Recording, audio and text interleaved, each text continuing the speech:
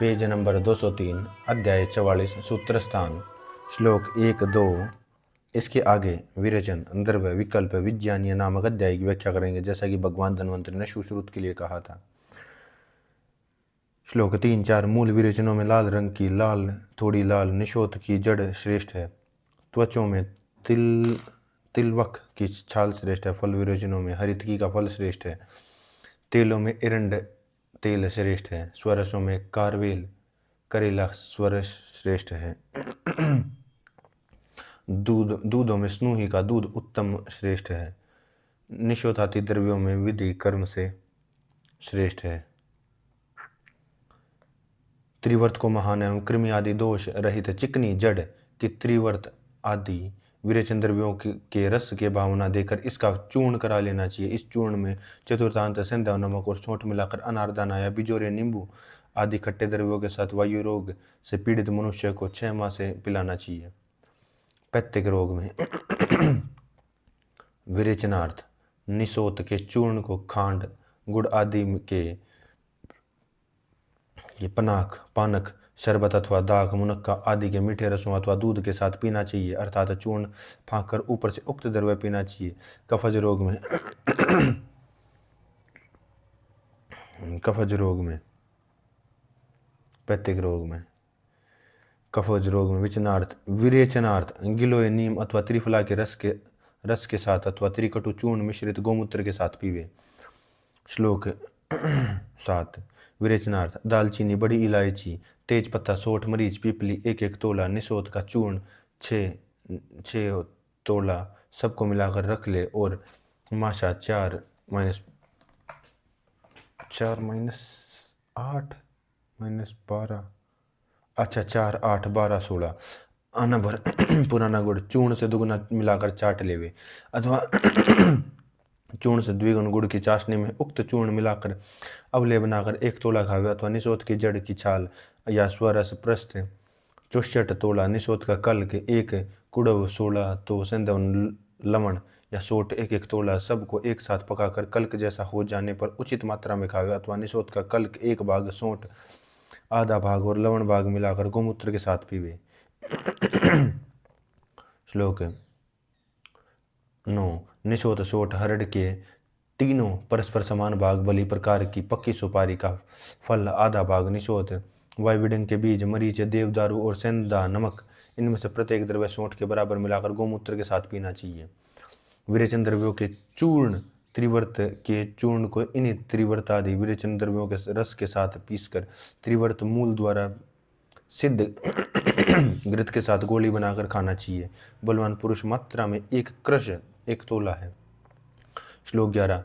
मोदक पाक की विधि से चूर्ण के द्विगुने गुड़ का पाक करना चाहिए। जब गुड़ पाक के करीब हो तब इसमें निशोथ का चूर्ण गुड़ से आधा मिलाना चाहिए। जब ठंडा हो जाए तो सुगंध के लिए त्रिजातक, दालचीनी, इलायची, तेज पत्ता मिलाकर गोलियां बना लेनी चाहिए। मात्रा उचित मात्रा में देनी चाहिए।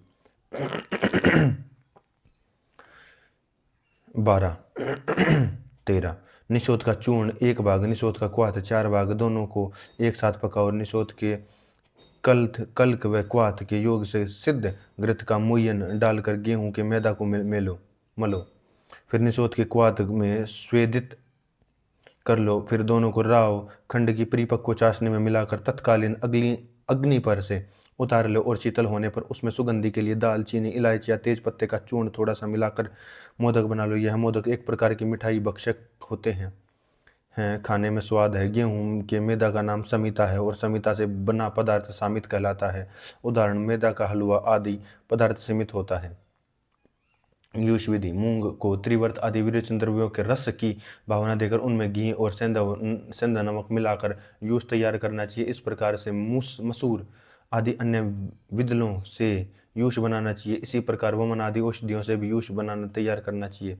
श्लोक 15। एक गन्ने को बीच में से चीरकर इसमें त्रिभंडी निशोथ के कल को भरकर पुनः एक रस्सी से बांध लेना चाहिए। इसके ऊपर निशोथ आदि के पत्ते लपेटकर ऊपर से कीचड़ का लेप करके अंगारों में पुटपाक विधि से पकाना चाहिए। जब कीचड़ पक जावे तब इसको निकालकर ठंडा होने पर पितरोगी को खाने के लिए देना चाहिए। श्लोक 16। सीता शर्करा, अजगंधा, बन्यवानी, त्वक, शीरी, वंशलोचन, विदारी कंद और निशोथ, इनको समान मात्रा में मिलाकर घी और शहद के साथ असमानुपात से चाटना चाहिए, इससे प्यास, दाह और ज्वर शांत होता है। श्लोक 17-18। त्रिवर्त के चूर्ण को शर्करा और शहद में त्वक, दाल, पत्र, तेजपात, मरीच इनको चतुर्थांश मिलाकर चाटने से कोमल प्रकृति वालों को विरेचन हो जाता है। शर्करा 1 पल 4 तोले, मधु अथवा कुड़व 8 तोले लेकर उसमें त्रिवर्त चूर्ण चतुर्थांश 5 तोले डाले। इसमें शर्करा को पानी में मिलाकर चास बनाकर इसमें निषोध का चूर्ण मिलाना चाहिए। पाकाभिमुख होने पर इसमें दालचीनी आदि आवश्यकता अनुसार मिलाना चाहिए। शीतल होने पर शहद मिलाना चाहिए। यह लेह विरेचक एवं पित्तनाशक है। श्लोक 19। त्रिवर्त निषोध श्यामा विदारा, क्षार, यवक्षार, शोंठ और पीपली इनके चूर्णों को शहद से तर करके चाटना चाहिए। सब प्रकार के कफ रोगों में यह उत्तम है। बीजावस्था। श्लोक 20-21। बीजाड्य पथ्या, पकी बीज वाली हरड़, काश्मीरी गांबेरी, धात्री आंवला, दाड़िम अनार, कोल, वेर इनको एरंड तेल में भूनकर बिजोरे आदि खट्टे फलों के रस में इनको पकाना चाहिए। जब कफ हो जाए तब इनमें दालचीनी, इलायची, तेजपात सुगंधि के लिए तथा निषोध एवं शहद मिलाकर चाटना चाहिए। तेल मात्रा इतनी होनी चाहिए जिसमें भुन जाए। क्वाथ के लिए जल हरड़ से 16 गुना, बिजोरे का रस क्वाथ से चतुर्थांश, त्रिवर्त और शहद प्रत्येक लेह का चतुर्थांश। यह लेह कफ बहुल सुकुमार रोगियों के लिए विरेचन है। श्लोक 22। नीली जड़ की त्वचा के समान मिलित दालचीनी और इलायची इनके बराबर शर्करा मिश्रित निषोध का चूर्ण मिलाकर इसमें मधुर और अनार का रस मिलाकर बनाया गया सतत संतर्पण सन्निपात नाशक और सन्निपात रोग अच्छा होने पर उपद्रव शांति के लिए देना उत्तम है। श्लोक 23। निषोध श्यामा विदारा, सीता, मिश्री, कृष्णा, पीपली, त्रिफला और माक्षिक, मधु इनको समान भाग में लेकर लड्डू बना लेना चाहिए। ये विरेचन लड्डू सन्निपात, ऊर्ध्व रक्तपित्त तथा ज्वर नाशक है। श्लोक 24-25। निषोध 3 भाग त्रिफला, हरड़, बहेड़ा, आंवला 3 भाग क्षार, यवक्षार, कृष्णा, पीपली और विडंग, वायु विडंग इनको चूर्ण भी 3 भाग लेकर घी और शहद में मिलाकर अथवा गुड़ में गोली बांधकर खाना चाहिए। इससे कफ एवं वायुजन्य गुल्म रोग, प्लीहा, उदर, हल्लीमक रोग नष्ट हो जाएं। यह उपद्रव रहित विरेचन है। श्लोक 26-27।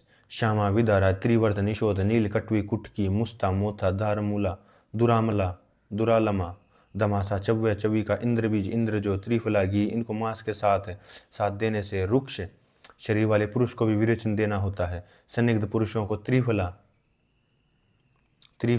तक औषधियों का चूर्ण पानी के साथ देना चाहिए। श्लोक 28-29। विरेंचिक निषोध के शीतल क्वाथ के 3 भाग, फणित राब के 2 भाग मिलाकर फिर आग पर रखना चाहिए। जिस समय भली प्रकार पक जाए आधा रह जाए तब शीतल करके अंदर से गुलेब एवं मधु, पीपली लिप्त तथा अगरू से धूपित मटके में डालकर उष्ण ऋतु में 1 पक्ष, शीत ऋतु में 1 मास तक धान्य राशि में रख देना चाहिए। जब 1 मास बीत जाए तब रस निकाल आए और मध्य की सी गंध आने लगे तब इस आसव को पीना चाहिए। क्षार, मूत्र आदि आसव में यह विधि बरतनी चाहिए। श्लोक 31-32-33। विरेचनिक निषोध आदि द्रव्यों के क्वाथ में उड़द की दाल को अच्छी प्रकार से भावना देनी चाहिए। शाली धान्यों के चावलों को भी विरेचनिक द्रव्यों के क्वाथ में भली प्रकार धोना चाहिए। इन दोनों को मिलाकर कूटना चाहिए। गीले होने से जब गोला पिंड सा बन जाए तब इनको सुखाना चाहिए। विरेचनिक द्रव्यों के कषाय की उष्णिमा से धान्य के चावलों को पृथक पकाना चाहिए। उपर्युक्त चूर्ण के 3 भाग और किन्नव का 1 भाग इनको मिलाकर मंड पानी के लिए विरेचन द्रव्यों का क्वाथ मिलाना चाहिए। इनको एक पात्र में रख देना चाहिए। जब रस उत्पन्न हो जाए तब इस सुरा को पीना चाहिए। यह सुरा कल्प विधि वमन औषधियों में भी बरतनी चाहिए।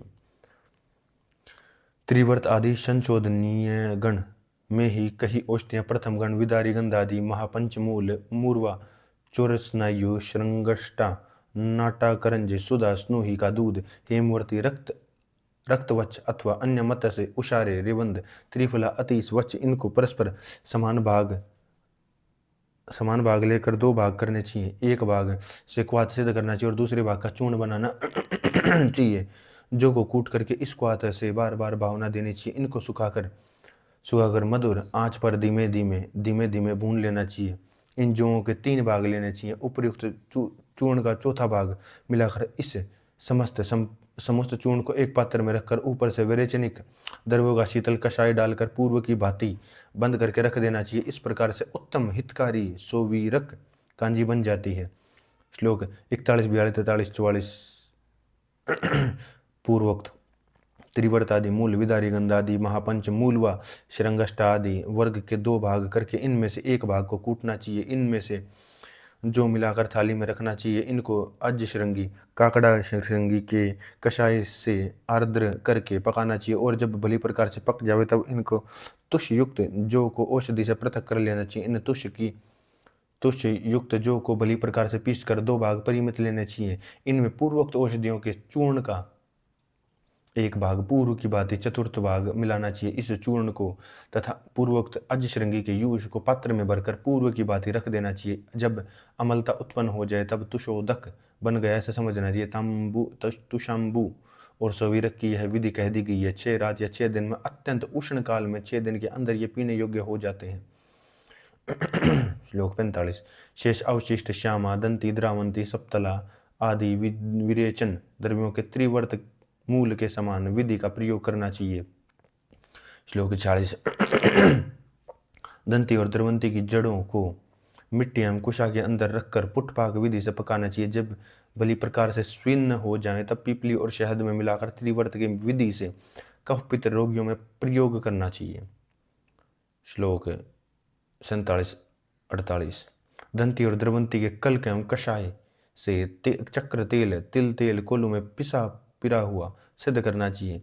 तेल 32 पल दंती द्रवंती कल्क 8 पल दंती द्रवंती क्वाथ 128 पल लेना चाहिए। इसी प्रकार दंती द्रवंती के मूल के कल्क एवं कषाय से सिद्ध घृत विसर्प कक्षा दहा अलजी को जीतता है।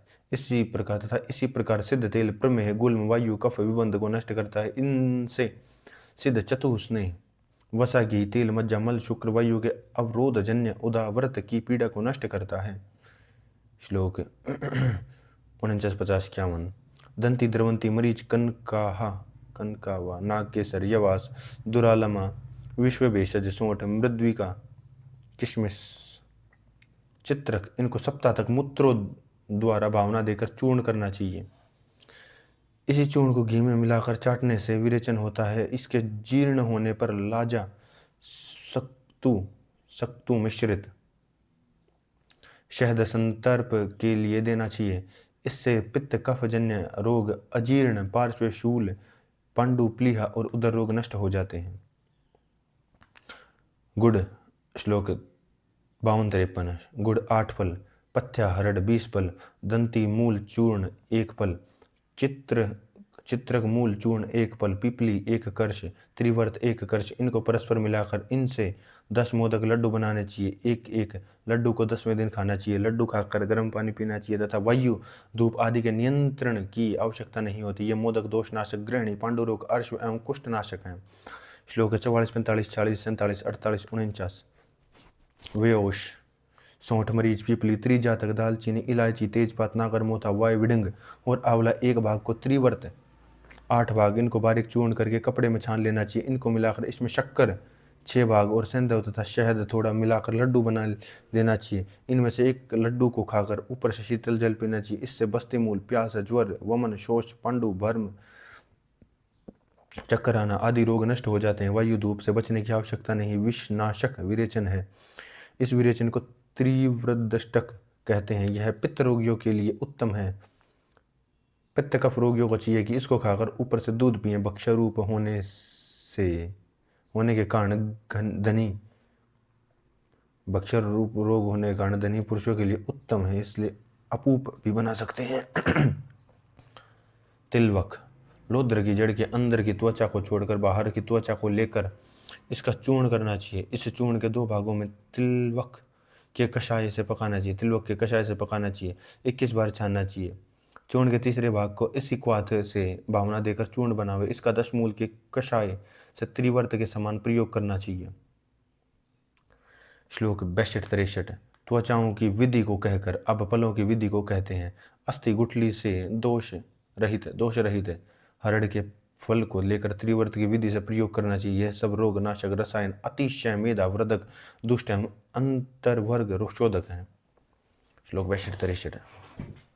श्लोक 63, 64, 65, 66, 67, 68, 69, 69।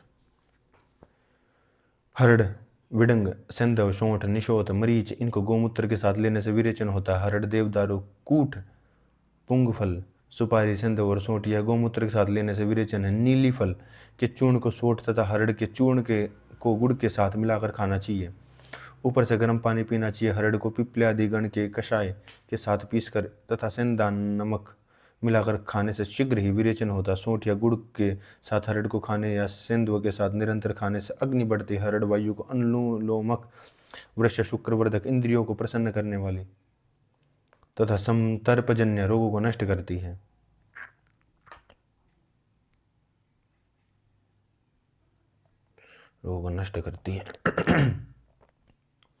आंवला शीतवीर्य, रुक्ष और पित्त मेद और कफ का नाशक है। विविधिक बहेड़ा न तो उष्ण है न शीत है यह तथा कफनाशक पित्तनाशक है। तीनों ही हरड़, बहेड़ा और आंवला अम्ल, कषाय, तिक्त तथा मधु रस युक्त है। इनमें कटु तथा लवण रस नहीं है।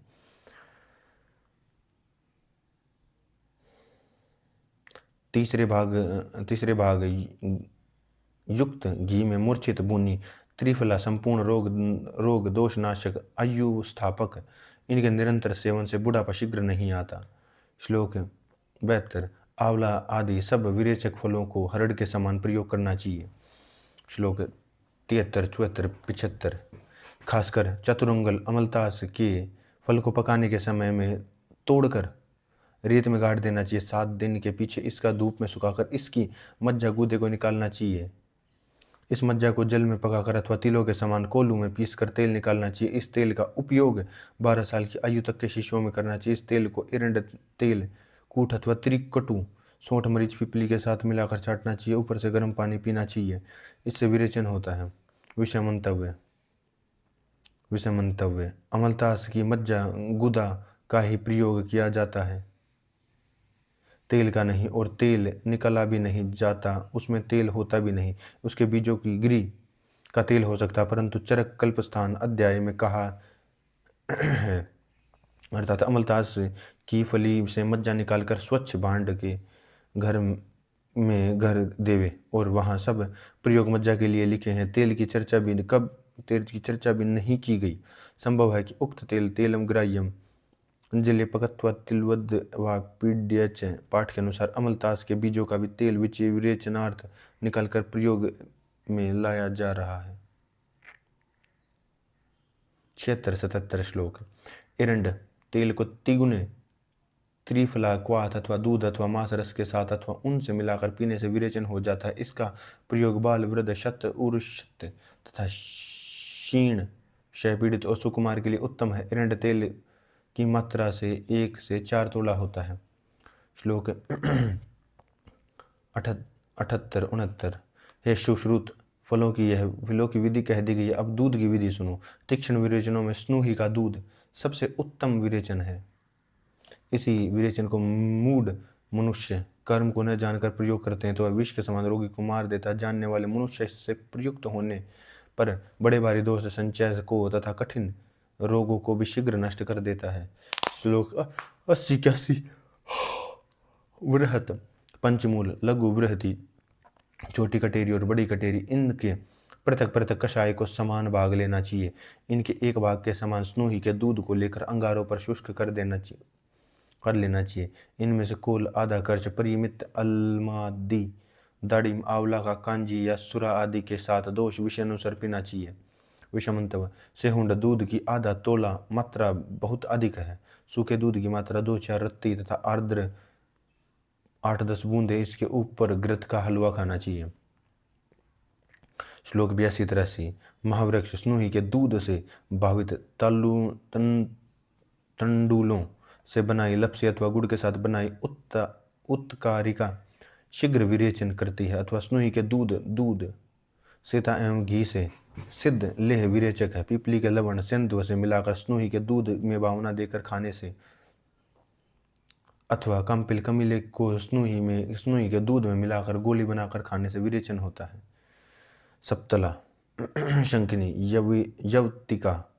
यवतिकता दंती निशोत आरगवद अमलतास, इनको गाय के मूत्र में 7 दिन तक भिगोकर पीछे स्नोही के दूध से भावित करना चाहिए।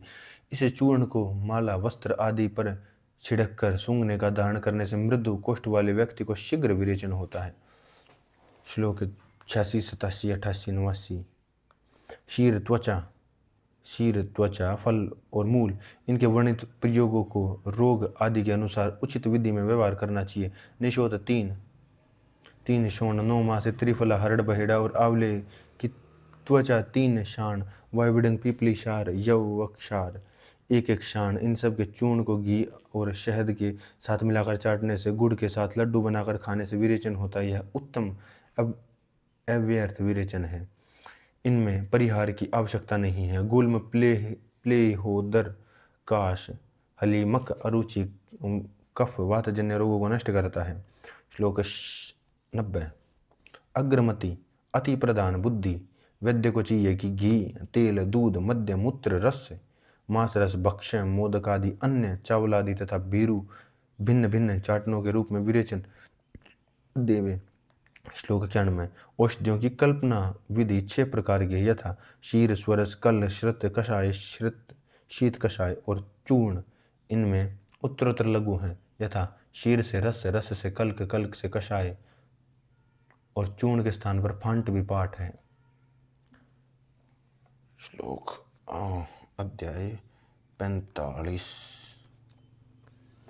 इसके आगे द्रव्य विधि की व्याख्या करते हैं। जैसा कि भगवान धन्वंतरी ने सुश्रुत के लिए कहा था, अंतरिक्ष का जल वहां उत्पन्न नहीं होता अपितु वाष्प से बन जाता है। अनिर्देश रस अव्यक्त रस अत्यल्प रस होने के कारण अप्रकटित रस वाला है। यह बात नहीं है कि जल में रस नहीं, अमृत के समान है। चूंकि दोषों का प्रकोप नहीं करता, इसलिए पानी का कहीं भी निषेध नहीं है। जीवन प्राण धारण करने वाला, सौम्य धातुओं की ओज वृद्धि करने वाला है। तर्पण तृप्तिकारक, धारण शस्त्रजन्य व्यथा के कारण या अन्य शरीर में मूर्छा उत्पन्न होने पर धारण करता है। आश्वासजनक मार्ग चलने से थक जाने पर प्राणों को सहारा देता है। श्रम थकान कल्म मानसिक क्लांति आएगा। ये शर्म थकान मानसिक थकान प्यास मद मूर्छा तंद्रा निद्रा दाह को शांत करता। अत्यंत पथ्य है, इसलिए रुग्ण स्वस्थ दोनों के लिए हितकारी है। विषमंतव अंतरिक्ष देव अथवा पृथ्वी के मध्य अवकाश है। अंतरिक्ष और अंतरिक्ष के वर्तमान जल का नाम अंतरिक्ष जल है और यह पीने योग्य है। अंतरिक्ष जल और अंतरिक्ष जल का नाम ये पीने योग्य है। इस जल को सब प्राणी सर्वदा पीते हैं। इसमें किसी भी मधुर रसादि का निर्देश नहीं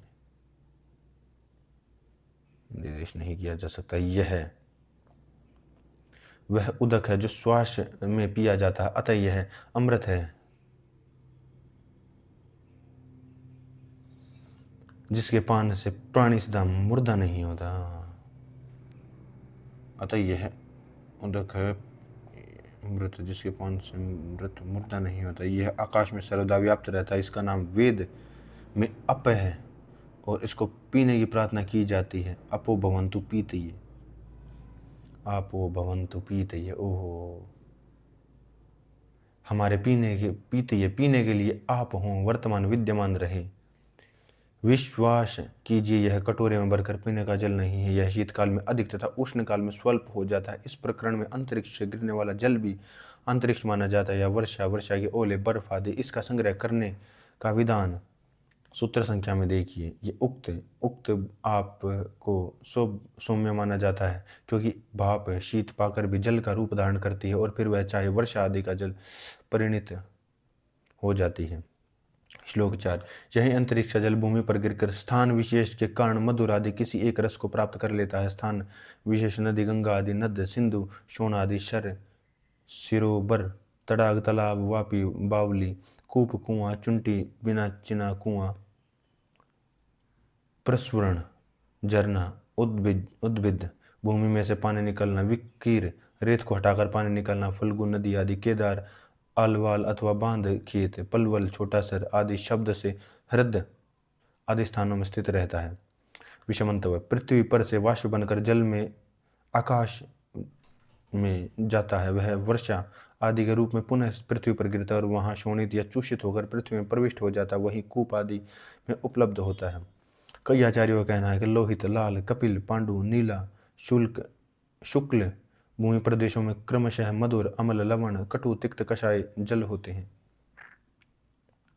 श्लोक 6, यह कहना ठीक नहीं। पृथ्वी आदि पंचभूतों के परस्पर प्रविष्ट होने से सलिल रस उत्कृष्ट वृद्धि अथवा अपकर्ष ह्रास के कारण 6 गुणों वाला रसों वाला हो जाता है। इनमें पृथ्वी गुण बहुल, भूमि में अम्ल एवं लवण रस, जल गुण बहुल, भूमि में मधुर, तेजो गुण बहुल, भूमि में कषाय रस, आकाश गुण बहुल, भूमि में अव्यक्त रस होता है, क्योंकि आकाश अव्यक्त है। आकाश गुण बहुल में गिरा हुआ जल तथा अन्य स्थानों में भूमि की अपेक्षा अधिक श्रेष्ठ है, क्योंकि यह अव्यक्त रस है। अंतरिक्ष में के जल न मिलने पर आकाश गुण बहुल भूमि का जल पीना चाहिए। श्लोक 7, यह अंतरिक्ष जल 4 प्रकार का यथा धारा वर्षा के रूप में गिरता हुआ, धारकार वर्षा में ओले गिरे ओले, तुषार ओस का पानी, हिम का पानी। इन चारों प्रकार के पानी में धार पानी प्रधान है। लघु होने से यह धार जल फिर 2 प्रकार का, एक गांग और दूसरा समुद्र। इनमें गांग जल प्राय आश्विन मास में बरसता है। इन दोनों प्रकार के पानी की परीक्षा करनी चाहिए। जिस समय बादल बरस रहा हो उस समय पकाए चावलों के न गले हुए अविवर्ण एक पिंड को चांदी के पात्र में रखना चाहिए। इस प्रकार कुछ देर तक 4-5 घंटे तक रखने पर भी यदि यह पिंड उसी प्रकार है तो समझना चाहिए कि गांग जल बरस रहा है।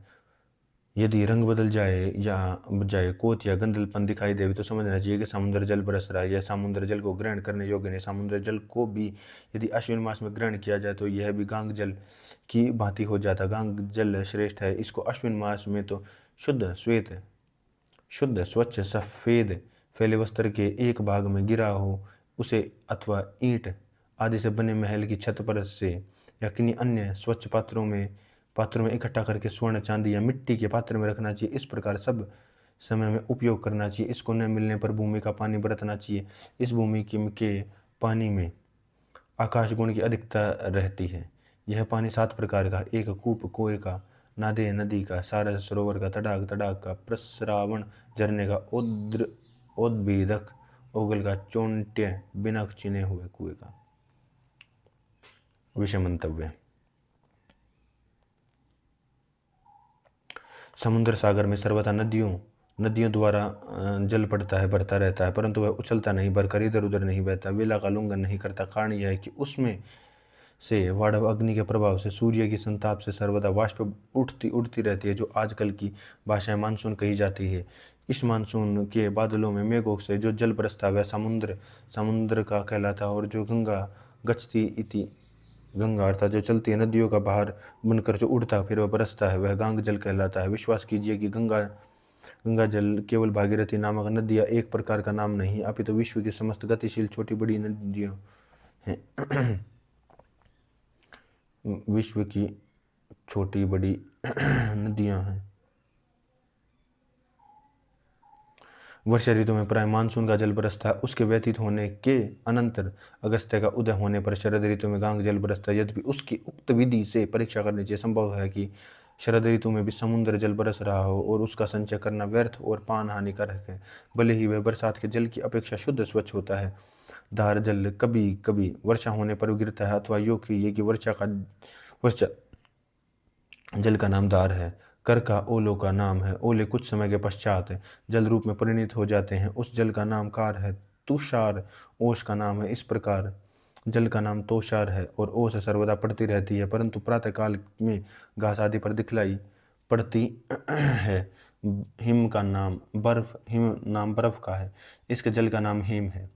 यह हिमालय की ऊंची चोटियों पर सर्वदा पड़ती है और निचले प्रदेशों में कभी कभी पड़ती है। उत्तरी तथा दक्षिणी ध्रुव प्रदेशों में सर्वदा गिरती रहती है, परंतु सर्वदा वाष्प रूप में उड़ती भी रहती है। दोपहर का बात चांदी के नहीं है। किसी भी पात्र में रखने पर सायकाल क्लेद युक्त हो जाता है। वह परीक्षार्थ वर्षा में नहीं अपितु छाया में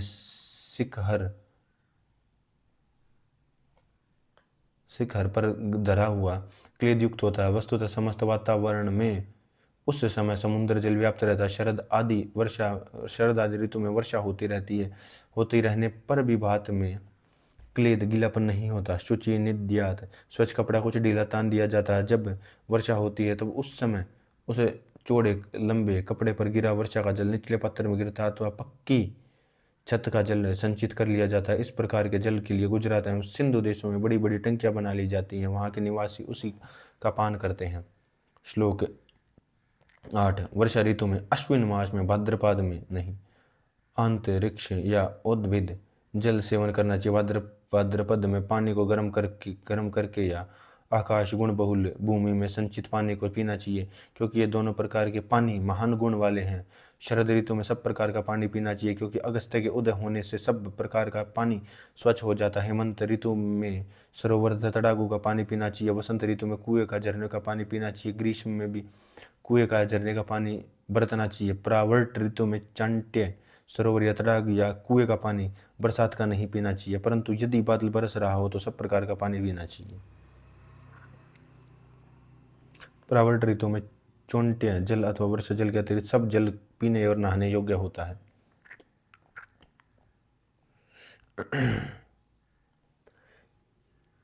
कीट विषयुक्त बिच्छू आदि कीड़ों के मूत्र मल अंडों के शव के कारण सड़ा एवं दूषित तिनकों एवं पत्तों के समूह के कारण दूषित मलिन विषयुक्त वर्षा के आषाढ़ श्रावण भाद्रपद नवीन जलों में जो लोग स्नान करते हैं, इस पानी को जो पीता है वह शीघ्र ही बाह्य अथवा अभ्यंतरजन्य रोगों से आक्रांत होता है। विषमंतव्य। पृथ्वी पर 8 मास का कूड़ा करकट एवं गंदगी यदि आदि मल संचित रहता है और वह सब बरसात के जल में घुल मिल जाता है, फलतः बरसात का जल दूषित मलिन गंदा रहता है। बरसात के पश्चात शरद ऋतु में पृथ्वी धुल जाती है, स्वच्छ हो जाती है, फलतः उस काल की वर्षा का भी जल शुद्ध स्वच्छ रहता है। श्लोक 11।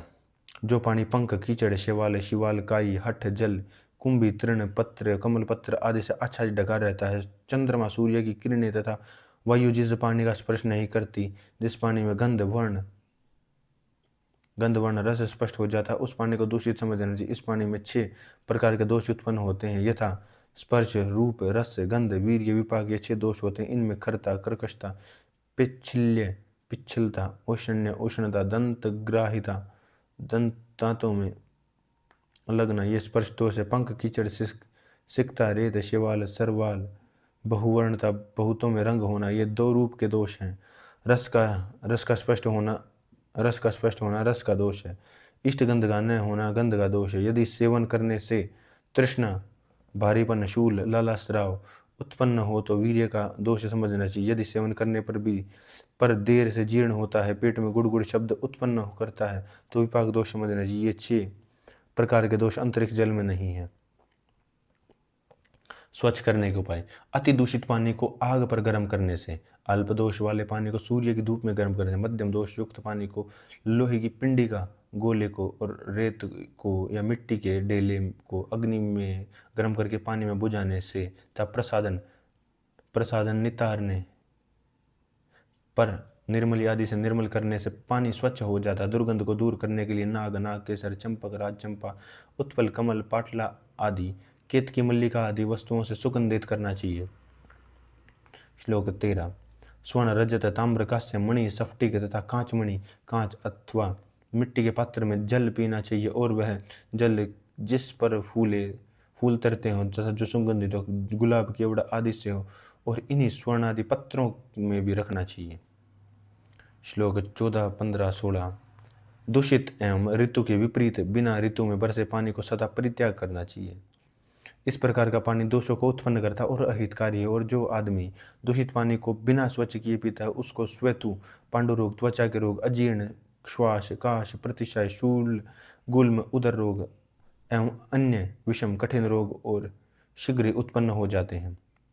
7 वस्तुएं मलिन जल को स्वच्छ करने वाली हैं, यथा कथक, निर्मली, गोमेदक, गोमेद रत्न, तेजपत्र, विष ग्रंथि, पद्मूल, शैवाल मूल, काई की जड़, वस्त्र, मुक्ता, मोती, मणि, फटकरी आदि ये वस्तुएं पानी को स्वच्छ करती हैं। 5 वस्तुएं ऐसी जिनके ऊपर पानी के बर्तन रखे जाते हैं। इस प्रकार करने से भूमि आदि का स्पर्श दोष नहीं लगता, यथा फलक, सिंबल आदि का बना तख्ता, त्रिष्टक, त्रिनकट्टी, मुंजवल, मुंजिका आदि से गोल से बने इंडवे, उदक, मिंचिका, गंडोची आदि, शक्का, छिक्का। श्लोक नंबर 19। पानी को ठंडा करने के 7 उपाय हैं। प्रवात स्थापन, वायु में पानी को रखना। उद्दक प्रक्षेपण, पानी से भरे बर्तन पर वस्त्र लपेटकर से तर रखना। यष्टिका ब्राह्मण,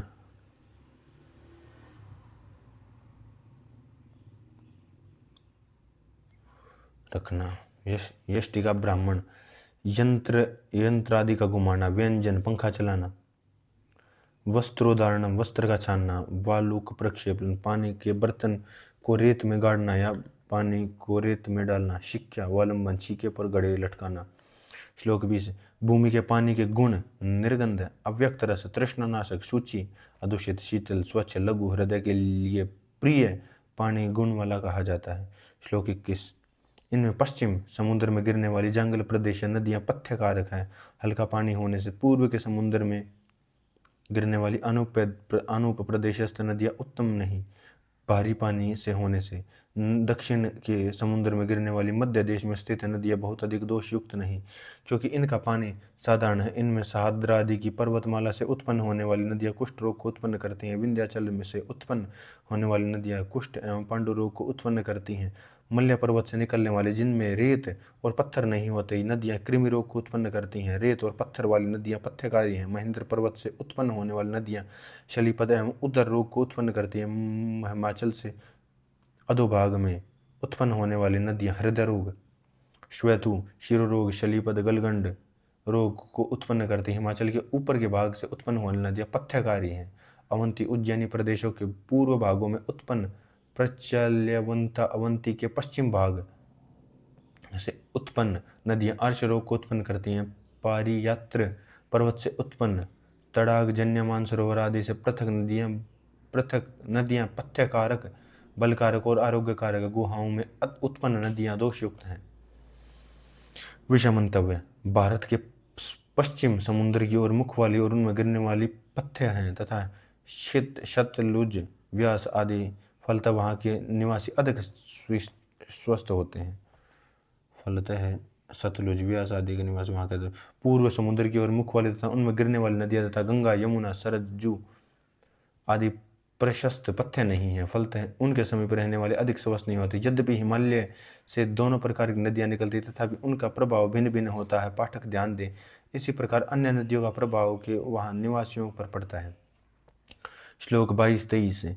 जो नदियाँ तीव्र गति से बहती हैं और जिनका पानी स्वच्छ है, वे लघु गुण वाली होती हैं। जो नदियाँ शैवाल से ढपी रहती हैं, धीरे धीरे बहती हैं, जिनका पानी गंदला रहता है, वे गुरु होती हैं। मेरु रेतीले मैदान की नदियाँ तिक्त एवं लवण रस वाली प्राय होती हैं। इनमें थोड़ा कषाय रस भी होता है। मधुर, लघु विपाक वाली, बलकारक एवं हितकारी हैं। विषमता, विश्व भर की नदियों के संबंध में यह दोनों श्लोक लागू हैं। इस विधि से भेद से सब नदियों 2 भागों में विभक्त हो गई हैं। एक शीघ्रवाह, शीघ्रगामी प्रभाव करने वाली, और दूसरी मंदागी, मंद प्रभाव वाली। भारतीय पुराण गाथाओं के अनुसार शीघ्रवाह नदियाँ गंगा कही जा सकती है। गंगा विष्णुपदी है और विष्णु पालन की अधिष्ठात्री देवता है। और मदंगा नदी यमुना कही जा सकती है और यमुना यम की भगिनी है और यम संहार, मृत्यु की अधिष्ठात्री देवता है। और यमुना देवता। फलतः मदंगा नदियों के समीपवासी अधिक स्वस्थ नहीं होते। एक बात और है, एक ही नदी कहीं पर शीघ्र वहा और जैसे हरिद्वार में गंगा, और कहीं पर मंदगय जैसे काशी में गंगा। एक ही जल की विकृति के कारण अमीवाह अथवा नामक जंतु से जो संतान वृद्धि करके जल में पिच्छल जाला रूप धारण कर लेता है, फलतः जल विकृत हो जाता है। अतः यजुर्वेद में अनमिवा अमीवार रहित जल के लिए प्रार्थना की गई है। सब प्रकार के भूमि जलों को प्रातःकाल ऊष्यपाल में संग्रह करना चाहिए। इस समय पानी के अंदर निर्मलता, शीतलता और सब समयों से अधिक रहती है। ये दोनों गुण ही जल के श्रेष्ठ गुण हैं। इस सब समय भूमि में संग्रह करना चाहिए और ये अधिक होती है। श्लोक 25। दिन भर सूर्य की किरणों से व्याप्त और रात में चंद्रमा की किरणों से शीतल किया हुआ पानी आकाश के पानी के समान रुक्षता रहित स्नेह युक्त अनभिसंधि रोगों की उत्पन्न करने वाला होता है। श्लोक 26। उत्तम पात्र में यदि बरसात का पानी इकट्ठा किया जाए तो यह त्रिदोष नाशक बलकारक रसायन पवित्र होता है, अधिक श्रेष्ठ स्वर्ण आदि के पात्र में इकट्ठा करने से और अधिक गुणशाली होने से। श्लोक 27। चंद्रकांत मणि से उत्पन्न जल राक्षस भय को दूर करने वाला, शीतल सुखदायक, ज्वरदाह विषय का नाश करने वाला, पित्तनाशक और स्वच्छ होता है। चंद्रमा की किरणों के प्रविष्ट होने से नाभस मणि के उत्पन्न होने के कारण भौम है। श्लोक 28। निम्न अवस्थाओं में शीतल पानी उत्तम है। मूर्छा, पित्त वृद्धि, उष्ण, शरद एवं ग्रीष्म ऋतु में दाह विकार में, रक्त विकार में, मध्य विकार में, भ्रम चक्राने में, कल्म थकाने पर, तमक श्वास से, वमन में और ऊर्ध्वगामी रक्त पित्त में शीतल जल लेना चाहिए। श्लोक 29-30। निम्न अवस्थाओं में शीतल पानी नहीं पीना चाहिए। उष्ण पानी बरतना चाहिए, यथा पार्श्वशूल में, प्रतिशय में, वात रोग में, गलग्रह में, अधमान में, स्तीमित आम कोष्ठ में। जिस दिन संशोधन लिया हो उस दिन नवज्वर में, हिचकी रोग में स्नेहपान करने पर शीतल जल नहीं देना चाहिए। श्लोक 31, 32, 33, 34, 35, 36। शीघ्रवाहा नदी का जल वायु कारक, रुक्ष, अग्नि, दीपक, लघु लेखन होता है। मंदगा नदियों का पानी अभिसंधि, दोष प्रकोपक, मधुर, सांद्र, गुरु और कफवर्धक होता है। सरोवर का पानी तृष्णा नाशक, बल कारक, कषाय, मधुर रस लघु होता है। तड़ाक का जल वायु कारक, स्वादु, कषाय रस एवं कटु विपाक युक्त होता है। वापी का जल वात, कफनाशक, क्षारयुक्त, कटुरस एवं पित्तवर्धक है। कुएं का खारा पानी क्षारयुक्त, पित्त कारक, श्लेष्मनाशक, अग्निदीपक और लघु है। कई कुओं का पानी अव्यक्त रस होता है। चोंटे बिना चीने कुएं का पानी अग्निकारक, रुक्ष, मधुर और कफ नहीं करता। झरने का पानी कफनाशक, अग्निदीपक, हृदय के लिए प्रिय, लघु होता है। ओदबिद, ओगल, जमीन से निकला हुआ पानी मधुर, पित्तशामक, अविदाही होता है। वे के रेत आदि हटा कर प्राप्त किया हुआ पानी फल्गु नदी का पानी कटु क्षारयुक्त, श्लेष्मनाशक, लघु और अग्निदीपक है। केदार खेतों का पानी मधुर, विपाक में गुरु और दोष प्रकोपक है। पल्लव, छोटे गड्ढों का पानी भी केदार के पानी के समान विशेषता दोष प्रकोपक है। समुद्र का पानी विष, दुर्गंध युक्त, लवण मिश्रित सब दोषों का प्रकोपक है। अनोपदेश का पानी अनेक दोषों से युक्त, अभिसंधि, संपूर्ण देह में व्याप्त होने वाला और निंदित है। जंगल देश का पानी अनोपदेश के पानी के दोषों से रहित और प्रशंसित है। साधारण देश का पानी दाह उत्पन्न नहीं करता। तृष्णा नाशक, श्रेष्ठ, प्रति को बढ़ाने वाला, अग्निदीपक, स्वादु, शीतल और लघु होता है। श्लोक 39। गर्म पानी कफ, मेद, वायु और आम का नाशक, अग्निदीपक, वस्ति का शोधन करता है। श्वास, काश एवं ज्वर को दूर करने वाला, सदा पथ्य हितकारी है। श्लोक 40। जो पानी पकाने से निर्वेग, जागरहित, निर्मल एवं चौथाई बचाया जाता वह लघु एवं अधिक गुणकारी होता है। रात का बासी पानी कभी भी पीने के लिए नहीं है चाहिए, जो कि अमल होता है, कफ को कुपित करता है, प्यासे मनुष्य के लिए हितकर नहीं होता। मद्यपान से उत्पन्न रोग में, पित्तजन्य रोगों में, सन्निपात जन्य रोगों में गर्म करके ठंडा किया पानी बरतना चाहिए। नारियल का पानी स्निग्ध, मधुर, हिम, ठंडा, हृदय के लिए प्रिय, अग्निदीपक, बस्ती का शोधक, मलमूत्र, वृष्य, वीर्यवर्धक, पित्त का, पिपाशा का नाशक गुरु है। निम्न अवस्थाओं में गर्म करके ठंडा किया हुआ जल देना चाहिए। दाह, अतिसार, रक्त पित्त, मूर्छा, मेदजन्य, मतता, विष रोग में, तृष्णा, वमन और ब्रह्म रोग में पानी को ठंडा करके देना चाहिए। निम्न अवस्थाओं में पानी थोड़ा या धीरे धीरे पीना चाहिए। अरुचि में, प्रतिशय में, मुख लार बहने में, स्वथु में, क्षय में, अग्निमांद्य में, उदर रोग में, ज्वर में, नेत्र रोगों में, वर्ण रोग में, मधुमेह में पानी धीरे धीरे घूट घूट पीना चाहिए। इति जल वर्ग।